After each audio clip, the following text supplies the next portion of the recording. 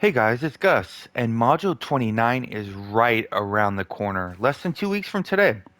And we don't know really anything about this dungeon. We have a couple hints. For example, on the preview server, we can look in the achievements and see what hints at what's going to be in the dungeon. We do know there's going to be a dragon in there, possibly Charlothax, because that was in the dev blog. But other than that, not a whole lot. So I've been making a build for the next dungeon based off the limited information what we have. And this is actually the build I think I'm going to use day one. Because generally what I try to do is I unlock the dungeon with the event pack and go right in without going in and getting any upgrades first. And I'm noticing some trends already, and I'm really wondering if everybody else is going to experience this as well. What I'm seeing is that this dungeon is very unique. And when I say that is we're going into this dungeon weaker than we were in the last dungeon, which is very unusual, because live on this current mod, I'm sitting like 100k, 103k depending on the build. And now I have to downgrade my build. And I'm going to show you some interesting things of why. And again, this is all subject to change. I take no credit for anything.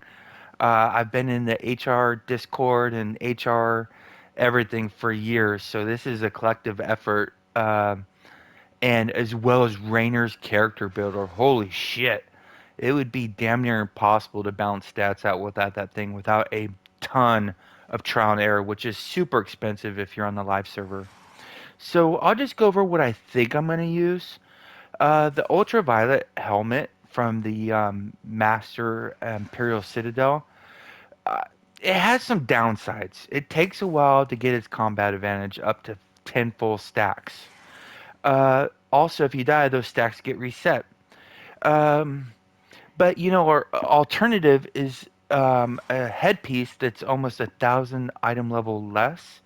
That it's really hard to get 10 full stacks for 100% uptime, anyways. So I'm just assuming I'm not going to die a whole lot. If I do, there goes 10% CA. Still going with the crusty old tactful leathers. And the reason why I'm doing that dragon hunt is we don't really have a lot of chest options.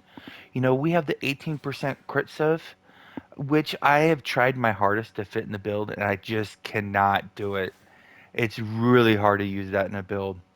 Uh, we also have the 6% maiden chest piece, which is great if you're doing Underdark content like Zemnid, and I believe it works in demo and MDWP and MTOS, but I don't know if I'm willing to give up 15% offensive stats for 6% outgoing damage.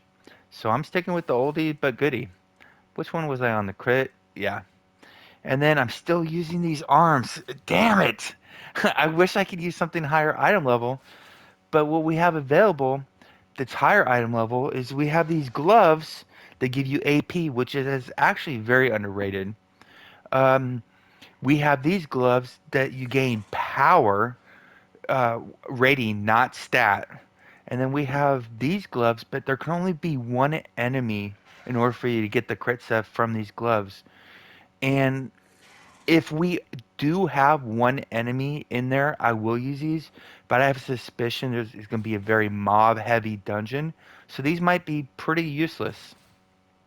So I'm still sticking with the gloves we get from Master Demon Web Pits. And weapons. Okay, some people are going to scratch their head and go, "What?" I'm a big fan of MC weapons. I believe the first team on PC, Xbox, and PlayStation who completed Zemnid used these weapons. I believe the first team on all three platforms who completed Master Moon Dancer used these weapons. I use these weapons in those as well, and I use these weapons in my first Demon Web completes, my first Temple of the Spider completes. The thing is, there's not a lot of other options to pick from. So what MC weapons, the pros with MC weapons is if everybody uses them, everybody gets 10% outgoing damage, which is really good. It's actually a lot compared to what we have now. And also, everybody gets 10% damage mitigation. That's very underrated when you're running new content when people don't know the mechanics. It helps you survive if you're DPS. It helps the tank survive because they're taking hits they probably are going to hurt them a lot more than they will when they get fully geared up. And it helps keep the tank alive because the healer's healing everybody better heals because of these. These weapons are really good weapons if everybody's on the teams using them. Now, is there a way to get even slightly more damage without using them? Kind of. Maybe. It's close. It's actually really close. These are becoming actually more apparent to use the more we look into it. So, typically, in a meta group, you're going to have the tank and healer wearing MC weapons, which would give the 3 DPS 4% outgoing damage in addition to whatever other weapons they're using. So, we take a look at the other weapons. We have the Mirage weapons. I don't know how well they're going to perform in this dungeon, but if there is mobs, Mirage are not that good on mobs. Then we have the perfect weapons. If you look at these, if I use these weapon sets, I will get 950 more item level, which is actually really good. I also get 50 more base damage, which is really good. And the thing with these is they give 3% outgoing damage and they give 5% crit and crit severity. So 3% outgoing damage, plus if you have two, the healer and tank using MC, you have 7% outgoing damage, 900 item level, 950 more item level, 50 more base damage, and up to 10% ratings. But those ratings, I'm going to show you why they're not that helpful as I'm initially looking at theorycrafting my build for this next dungeon.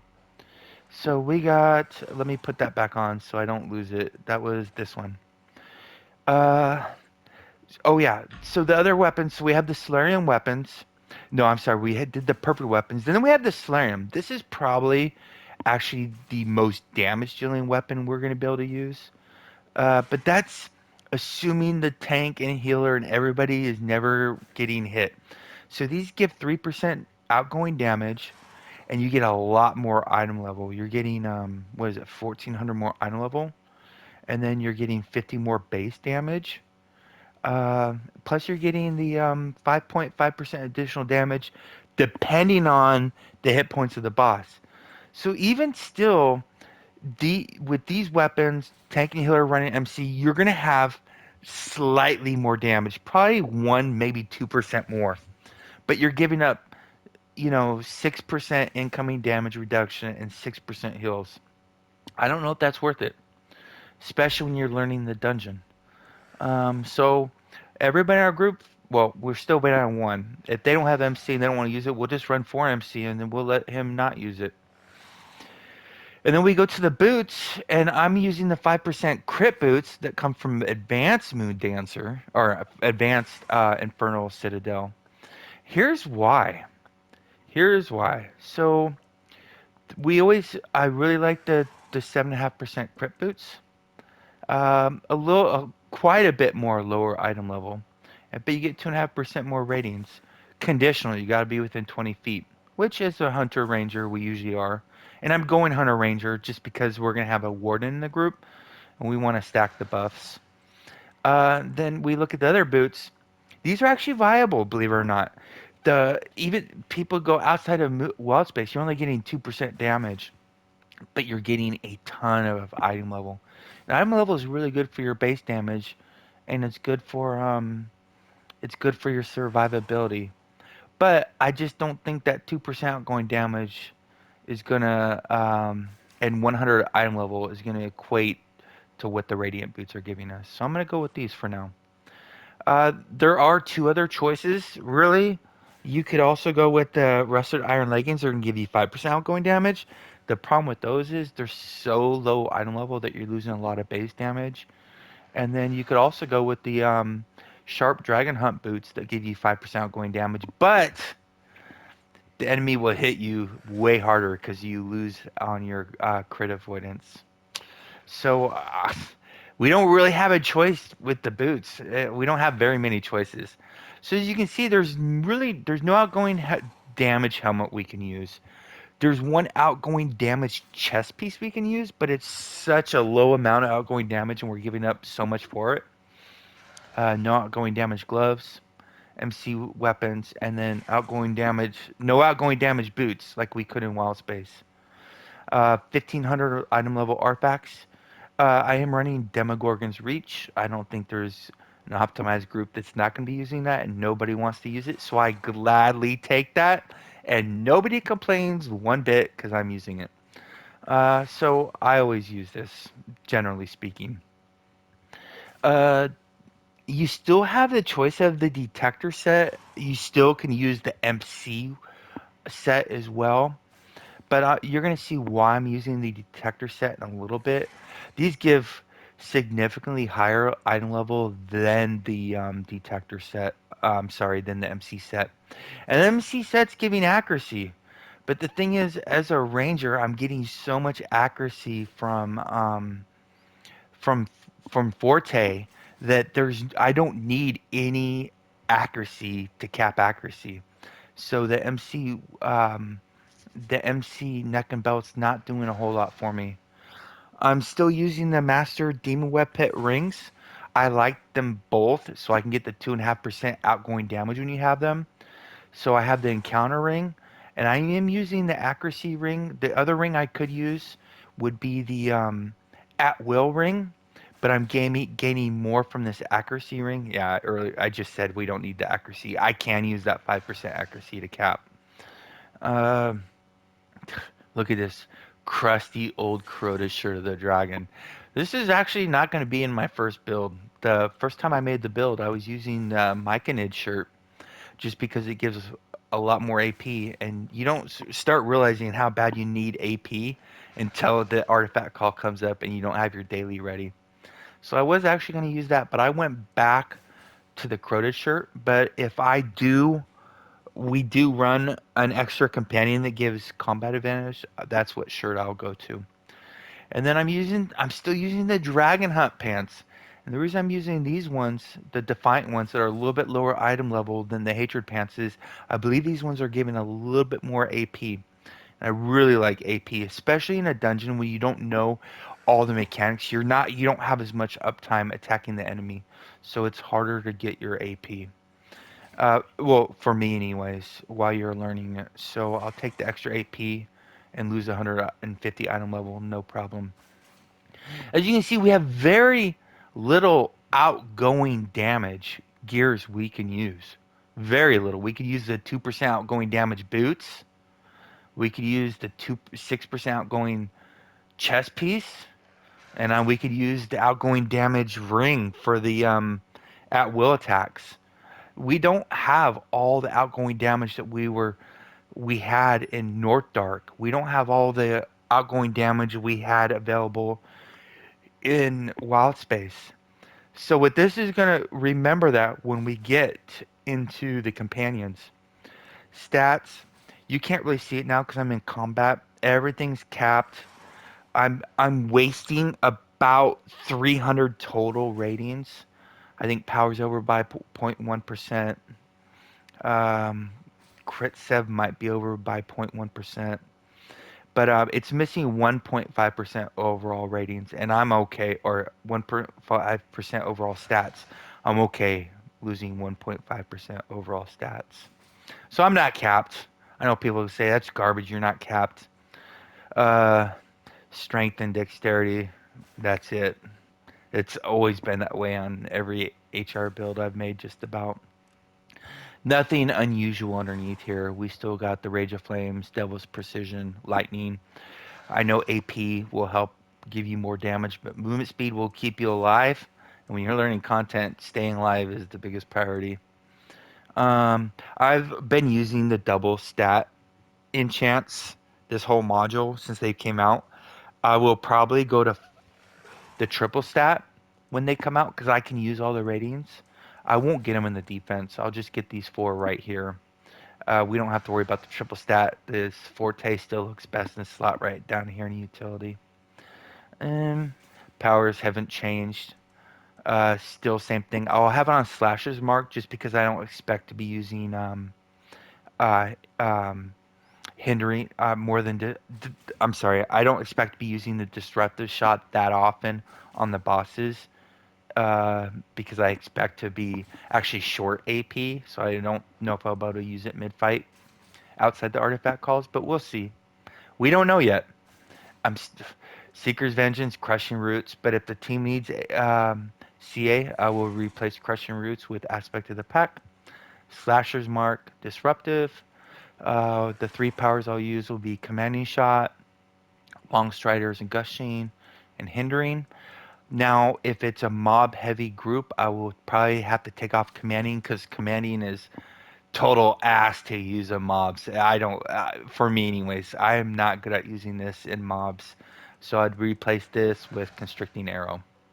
Still using aim shot and split shot just in case there's mobs. Boons, nothing weird here. Crit sev, defense, uh, revive sickness. Campaigns, put them on all your offensive slots you can. Make sure your three advanced are going to be, you want at least Forte, Call of Power for the AP gain, and Quick Turnaround for the recharge. There's so many boon points now, so I have them in multiple. Oh, I have to reset that. Okay, so I'll take these points right here in Deathly Rage and put them in Blessed Advantage. This is such a good one. When you get healed, your power goes up. You get healed over time, and your recharge goes up. I don't know how it got deleted from there, but I'll fix it. So ignore Deathly Rage. I'll put it there. But you also want to put your points in Life Lessons and Bloodlust. And if you got any extra points like I have, I put them in Death's Bulwark, which gives you defense and crit avoidance and hit points. And that temp hit points does work. Companions, this is where you might scratch your head a little bit. Enhancement, potent precision. Generally speaking, in 5-man content, the only debuff ones we normally use if we have a Guardian Fighter tank is armor break and vulnerability. I have you can use any combinations of companion equipment. Just get your highest ones you can. Here's where you might scratch your head. I'm gonna have Batiri, Minsk, Neverwinter Night, Spine Devil. Now I have Spine Devil because I'm assuming there's gonna be mobs, but if there's not mobs, I might go to like Rat Pup or Were Rat Thief and the Celestial Lion in the utility slot. Yeah, I don't. With this module, with so little outgoing damage gear available on day one, we have a ton of stats. And I'm a Hunter Ranger. Hunter Rangers and TRs get 2 and 2.5% offensive stats from their class. That is it. You know, most classes get 10, 15%. Hunters get 2.5, TRs get 2, and everybody else gets like 10, 15, even 20. So if a Hunter Ranger can get 2.5% offensive ratings or 2.5% offensive stats, then any class can do this.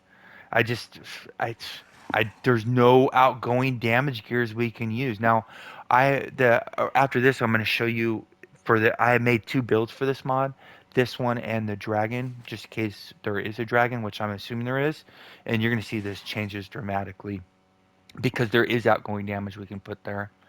But yeah, I'm just going all outgoing damage, and there's four. There's also the baby displacer beast. Whenever you use a daily, you get 3.5%. I think 3.5% or 3 and 3/4 combat advantage and 3 and 3/4 outgoing damage. But that's only if you know you're using disruptive shot often, and I don't think I will be using that while I learn it. But yeah, it's no ratings in here at all. It's all just offensive power, just pumping out more damage. I don't know a lot about this. Player tested this for me tonight. I want to give him a huge shout out, but I don't want to do it without his permission because some people are camera shy. But I'll talk to him again, and if he says it's okay. But this is looking promising. It's not looking amazing, but it's looking very promising. It's definitely going to increase your damage. Now, how much that increases your damage will vary, and as a hunter, I don't think this is going to help me as much as it would on the warden, just because a lot of our damage is coming from other sources like roots, where this power won't work. So, but even on the ranger, I think it's going to work good. I'm doing the spine devil just because if there are mobs, this is a really nice AOE. When it hits one in procs, it'll hit all the surrounding enemies for extra 100 magnitude. And when you're in master content, the more magnitude you can get, the better. So I told you it was gonna look kind of weird. And then mounts, still using Big V's hand and quick action. Thank you, Ruhind. Ever since he told me about it, I've never gone back. I love this power. Whenever you use it daily, you get 6% of your daily back over the next 20 seconds. This is quite amazing. Um, this is the difference between you not having your daily back for the artifact call and having your daily for the artifact call. The stable, executioners, menders, tacticians, gladiators. I know I could get more damage if I put on warlords. Took off a menders. I could take off menders if I want to use more consumables, but I don't. And then, but I'm not taking off gladiators, Gal. I love this is my favorite power in the game. This makes the tank sweat. I like that because they're always trying to keep up with you. But so this is what I'm using for the dungeon day one. Of course, it's very subject to change. The group buffs the group buffs I'm planning on using because you notice we didn't have a raptor, and a lot of people don't have a full non-raptor build yet. So I'm gonna plan on our day one group is gonna have a flapjack. It's gonna have a portobello. It's gonna have a spined devil. It's going to have a Dritz, and it's going to have a Scorpion. Now, that's why I have the Scorpion on right now. If we don't need a Scorpion, I'll replace that with another companion, possibly put on a tutor. If the phasing's too much, like it's mob heavy, we probably won't use the Spine Devil then, and then we'll replace the Spine Devil. But we don't know yet, so we're definitely going with the five companions that will contribute most of the group's damage. So that's where we're at right there. Now, if there is a boss, look what happens to the build. It changes drastically. Right now we're at 98,154 item level. If it's a dragon, which I'm assuming it is, now we go to this. Now our item level goes down to 96,000. And this is something I brought up on the Discord. This is my big concern about this dungeon. This is gonna be the first time we're going into a dungeon weaker than we were in the previous mod. It's very unusual. And so I think a lot of players might have to wear less optimal inflated item level just to get in this dungeon. I think this might be an optimized or very close to optimized build for this for a dragon. Look, I'm barely meeting the item level requirement. And that's with mythic collars, celestial, everything. Barely making the item level threshold. Jeez. But this changes dramatically once we get to the dragon. Now we have some outgoing damage that we can use. If you go right here, you can either go to a Sylvender. If you're a VIP, you can summon them. Go down here and go down to the dragon. There's a dragon helmet that'll get 5% outgoing damage, which is pretty good. I mean, I could use. You're technically going to get more out of a 2900 item level. The ultraviolet helm I was wearing, 2900 item level and 10% combat advantage. But we don't have a lot of outgoing damage sources. So for now, I think I'm going to use this one. I could go back to ultraviolet though, and then just replace my shit. Now that I think about it, God, maybe I will do that. Yeah, everything's subject to change. If anybody knows me, they know I'll change my build a million times. I may go back to ultraviolet and then change one of my companions to give like the golden cat and change that back to celestial lion. We'll see. Crusty old dragon hunt chest piece, crusty old MDWP gloves, still the same weapons, same boots, same artifacts. Rings though, we're using the where we took off the encounter ring that was given 5% encounter damage and putting on the 10% dragon hunt ring. So 10% damage, that 10% applies to all your damage sources. So that's a really good ring if we're fighting a dragon. It's going to take a really, like, nothing will come close to this. You will have to basically be using this ring as a DPS, is my suspicion. What else changed? If it's a dragon, I will be taking off Rage of Flames and put on the Dragon Slayer. Outgoing damage is good, but actual damage itself is even better. These Dragon Slayers, they work on a lot of our powers. At wills, encounters, dailies, but they don't work on like our root damage. They don't work off of damage procs, like from your weapon enchant or ferocity or whatever. And that they don't work on your mount power either. So you're not going to cast your mount power and get 10% extra damage proc from it. But let's say your daily does, you know, 5 million damage. This will do an extra 500k damage proc on top of it, assuming, you know, it doesn't deflect or and it gets 100%, what's the word I'm trying to use? Just assuming it's not mitigated at all. So, and it will be mitigated, but sometimes it'll actually be buffed. So these Slayer overloads are really good if the enemy you're fighting and that's it matches that type. If you do wonder, you get this in your stronghold from the Slayer merchant on the right, the Jamonger I think it's called. And then nothing else changed here. All the same as the last one. Nothing changed here. I do got it. I do not know how Blessed Advantage went away. I think I took it off because of testing, and when I added it back, I forgot that one. Companions changed a little bit. We're still using the Minsk, Bateri, Neverwinter Night. And then these two companions I had to put in stats for. And the reason why we needed stats is because we went with the damage helmet and we went with the damage ring. But depending on how much the Stalwart Golden Lion does, it might actually be advantageous to take off this, put on outgoing damage, and then go back with the CA helmet. We'll see. They might be very close together, so it might not even matter. But I'm using the Mystagogue right here. If you don't have it, do not get it. It just happens to have crit severity and combat advantage, which this particular build could use. There's other companions that give this bonus. I just happen to have this one at Mythic. And then the Alchemist, which is a pretty staple in most DPS classes for utility slot. And then other than that, nothing really changed. Still executioners, menders, two tacticians, two gladiators. But you can see just the two changes in the helmet and the ring changed everything. I had to change my overloads around. I had to change my enchantments around. I had to change my insignias around. I had to change my companion powers.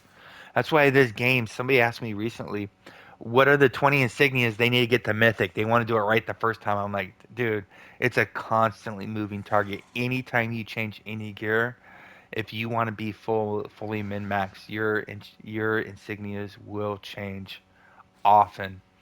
Um, what's crazy is if you're min maxing, if you look at this, if you I'm using these gloves in both builds, but in order to mid max, because this build is missing 1.5% offensive stats total. Like point 0.1 here, point 0.3 here, 1.1 here. Altogether adds up to 1.5% offensive stats being missed. But in order to get as close as I could to fully capped, if you can see, this one has crit severity, and when you go to this glove, this one has accuracy. So I had to get two of these gloves and put different armor reinforcement kits on them in order to maximize each build. And people will inevitably say, "What are you gonna do for AOE?" I don't give a shit about AOE. Nobody does, unless you're a speedrunner. The only thing I'll change for AOE is I will be using hindering, constricting, plant growth. And then for companion, I would put on either the Shadakai or the Regis, even though they said the Shadakai is getting wrecked. And then I would take off Bateri and put on some. I don't know. I don't even know what I probably won't even change it because I don't give a shit. Maybe Black Dragon Ion Stone for the extra crit. I don't care about it. If unless it's required to beat the dungeon, I don't want to stress too much about it. Which usually the biggest obstacle that I see at every single group is the last boss is a boss. It's only been 9 years, and I have yet to see in PE or Alliance chat somebody asking for the mobs, a high DPS for the mobs. I've never seen that one single time. Every group, it's the bosses, and if you're gonna get stuck and fail a dungeon, it's gonna be the bosses. If somebody's gonna invite you because they're hurting, they're gonna invite you out a boss, and the bosses are the dungeons. And I don't care about the mobs. I don't give a shit if I'm in fifth place on the DPS charts. As long as I'm pulling more than my weight on the bosses, I'm happy. So are the hosters if I'm not hosting. Uh, yeah. So here's a little bit of theory crafting. Couple takeaways. I'm really liking the look of MC weapons a lot for this new module. I'm also seeing a very low item level comparative to the item level requirement. So if the item level requirement is 95,000, we're barely making that 95k requirement. Now, obviously, when the new module comes out, you're going to be able to get your item level up. There's going to be new companion gears you're going to be able to farm. Those are going to be a nice item level boost. There's going to be 1800 item level artifacts. Right now, the max in the game is 1500, but the 1800s are coming. There's new shirts and new pants coming. So I think you can farm those all on the first day or first couple days and then go into the dungeon. But that's not how I'm going to do it. I'm going to go in there, do the absolute bare minimum to meet the requirement to get in the dungeon. You might have to do a quest or two, and then I'm going to go in. And then after that, I'll start gearing up. But I'm really excited. I get really excited about these dungeons. Because, if you do on the first day and then, you got to wait 3 or 4 months to the next one. So I'm kind of excited. And I'm really excited about this dungeon because I don't know what's going to happen. There's some decent loot. I know a big complaint already is this whole module looks like ass for loot again, just like the entire wild space was. And I'm looking, I'm like, I think my build's gonna add 8 pieces to it from this new module. It's a lot of content, but I think only one gear comes from the actual dungeon. So there's not a huge replayability factor from what it's looking like in the dungeon, but I'm being positive. I'm being very positive about the game right now. This module came out fast. I went and looked, and I think there's only one module in this entire game's 10-year history that has ever came out faster than this module. The release date from the previous module to this module is very quick time frame. Also excited because I don't think it could be any worse than what they've done, so it could only go up. So, well, we have had 2 modules where we couldn't even log into the game because it was a complete shit show, right? The game was broken. So hopefully that doesn't happen. But I'm looking up. The game's making a lot of positive changes. It seems like they're listening to the players. Our backspaces. This damn bag that we have right here, this 42 slot bag. Yeah, they're upgrading that. So next module, I think this will be 72 slots. I don't even think you have to pay for it. I think that's going to be automatically upgraded. Nobody's going to complain about that. Thank you, Zarilla, for finding that. So, a lot of good stuff. I'm looking forward to the next module. This is just theory crafting. I don't recommend anybody make this build until it's tested, but it's looking very promising. Somebody's going to point out an obvious flaw, and I'll have to rebuild the entire thing. But if it happens, it happens. Uh, Please comment below if you got any insights to what you're going to do for this new dungeon. Stay class, Neverwinter. See you soon.